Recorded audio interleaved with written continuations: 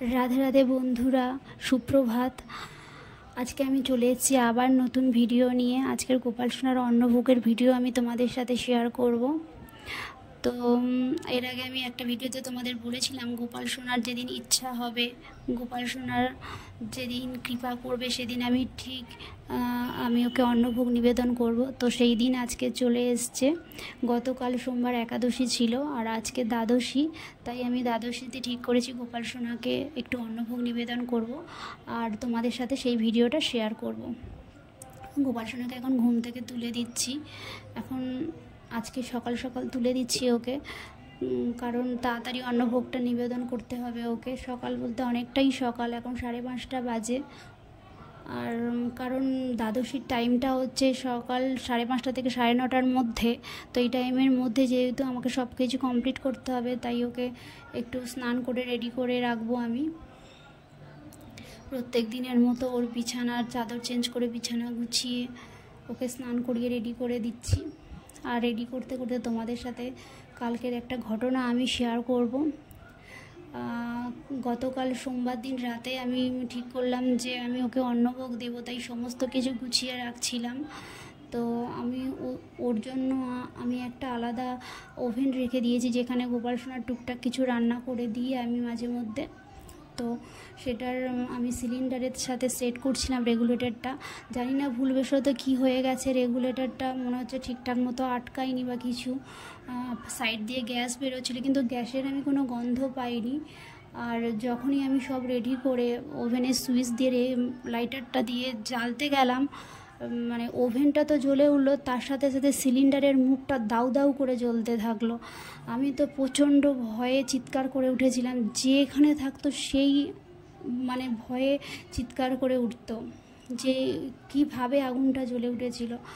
আর আমার বর হচ্ছে বাথরুমে ছিল, তো ও তাড়াতাড়ি বেরিয়ে একটা সুতির চাদর 5-10 মিনিট চেপে রেখেছিল, তারপরে সেই আগুন নিভিয়েছে।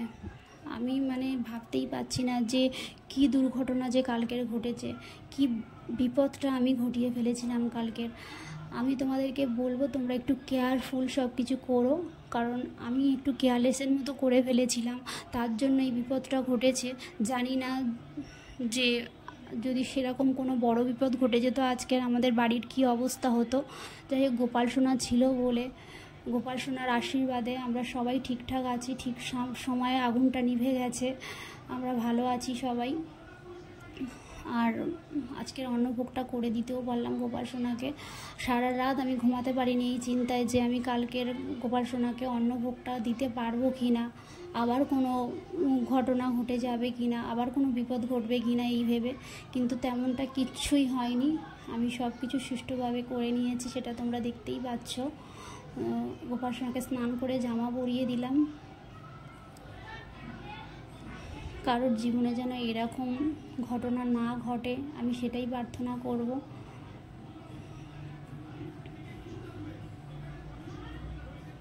গোপাল সোনাকে বসিয়ে রেখে আমি রান্নাটা করে নেব। এখন কড়াই বসিয়ে দিয়েছি, সবজিগুলো ধুয়ে মশলা সব গুছিয়ে রেখেছি হাতের কাছে, যাতে তাড়াতাড়ি হয়ে যায়। আর গোপাল সোনা চুপচাপ ভালো ছেলের মতো বসে আছে। আমি ডালটা ভেজে নিচ্ছি খিচুড়ির জন্য। খুব তাড়াতাড়ি আমি সব কিছু তোমাদের কাছে দেখাচ্ছি, নাহলে ভিডিওটা অনেক লং হয়ে যাবে। আমার খিচুড়িটা কমপ্লিট হয়ে গেছে। দেখো বন্ধুরা, আলুর দমের আলু সবজি সব কিছু কাটাও কমপ্লিট। এখন একে একে সব ভেজে নেওয়ার পালা। আর এই সবজি ভাজতে ভাজতে আমি চলে এসেছি গোপাল সোনার কাছে, কারণ স্নান করিয়ে ওকে কিছু খেতে দিইনি, তাই একটু বিস্কুট আর একটু জল খাইয়ে দিতে চলে এলাম। একটু জল বিস্কুট খাইয়ে আমি আবার চলে যাব রান্নার কাছে।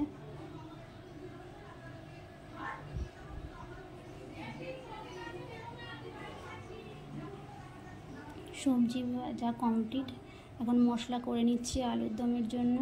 মশলাটা হয়ে গেছে, আলু দিয়ে দিয়েছি।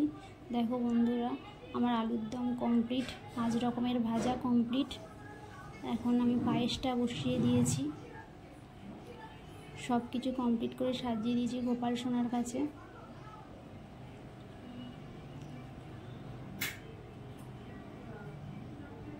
শুধু গোপাল সোনাকে না, রাধা গোবিন্দ আর আমাদের ঘরে যা যা ঠাকুর আছে সবাইকেই আমি আজকের অন্নভোগ দিয়েছি। এরপর একটু আমি গোপাল সোনাকে একটু ধূপ প্রদীপ দেখিয়ে নেবো, একটু আরতি করে নেব।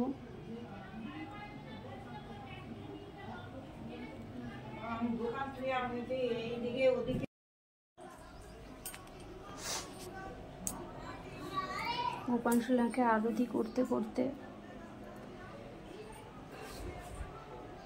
সব ঠাকুরকে একটু ধূপ প্রদীপ দেখিয়ে নিলাম।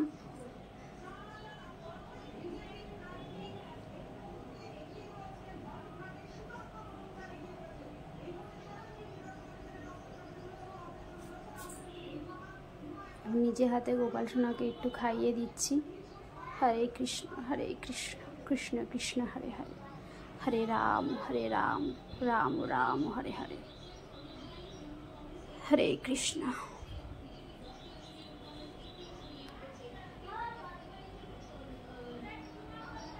আজকে আমার ভিডিওটা এই পর্যন্ত। তোমরা আমার পাশে থেকো। আমার ভিডিওটা পছন্দ হলে লাইক করো, সাবস্ক্রাইব করো।